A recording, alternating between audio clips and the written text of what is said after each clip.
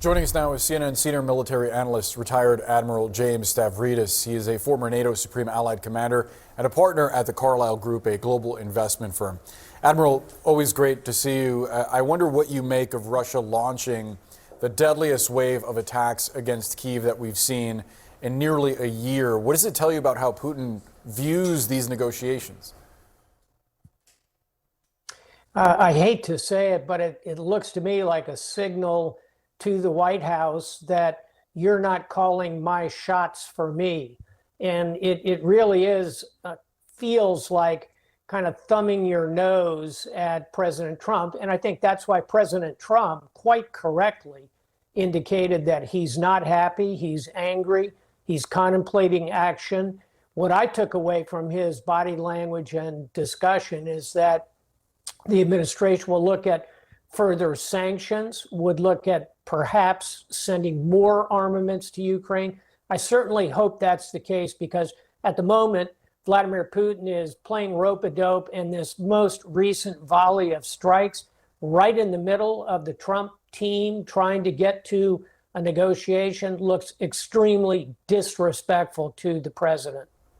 But if the threat from the U.S. is that they would walk away from a deal if there is no progress, I mean, doesn't that stand to mostly harm Ukraine since they are defending against Russian attacks? I haven't heard the administration define what walking away from the deal or the negotiation really means. But I'd put it in three baskets. It could be, as you just said, it means washing our hands of the entire situation and simply walking away and turning the problem over to the Europeans. That would, you are correct, advantage Russia. On the other hand, walking away from seeking negotiation could mean increasing sanctions on Russia, continuing to arm Ukraine, provide security guarantees, and that would, of course, advantage Ukraine. I just don't think we know yet. We're going to have to see what the president decides next week if he can't get these parties to the table. I hope he can. When asked what concessions Russia has offered or put up in a negotiation, Trump said, quote, stopping the war, stopping from taking the whole country, which he called a pretty big concession. I wonder what you make of that, given the harm that the Kremlin has caused here. Yeah, I don't see that as a concession at all. Vladimir Putin started this war. He invaded. His troops have committed multiple war crimes. They continue to do so by attacking civilian populations and attacking critical infrastructure for civilians. So the idea that not conquering Ukraine is a concession makes no sense to me. Here's what would be concessions for Russia, and what I hope that Team Trump will apply pressure to Russia to get the following: a path for Ukraine, at least to the European Union. Troops in Ukraine, as in European troops, as peacekeepers and potentially trainers. A guarantee to Ukraine that they will continue to receive defensive armament. All those things would be concessions from Putin's current position.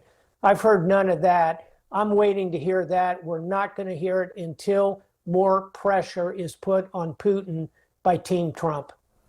And what do you make of the concessions that are apparently being proposed of Kyiv, in essence, accepting Russia's sovereignty over Crimea and other territories? Let's wait until the negotiation and see where all of those desires on both sides go. We just walked through what Ukraine might want. What does Putin want? He wants, above all, sanctions relief. He wants to get his economy re-engaged globally. Number two, he wants a guarantee that Ukraine will never join NATO. He wants a guarantee that there will be no troops in Ukraine who could become a tripwire for a further invasion. So he's got a basket of desires. So did the Ukrainians.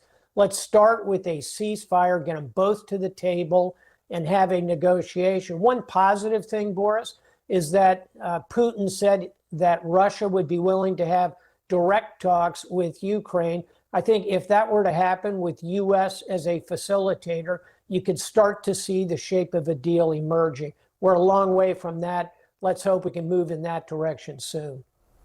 Retired Admiral James Stavridis, always appreciate you sharing your point of view. Thanks for being with us.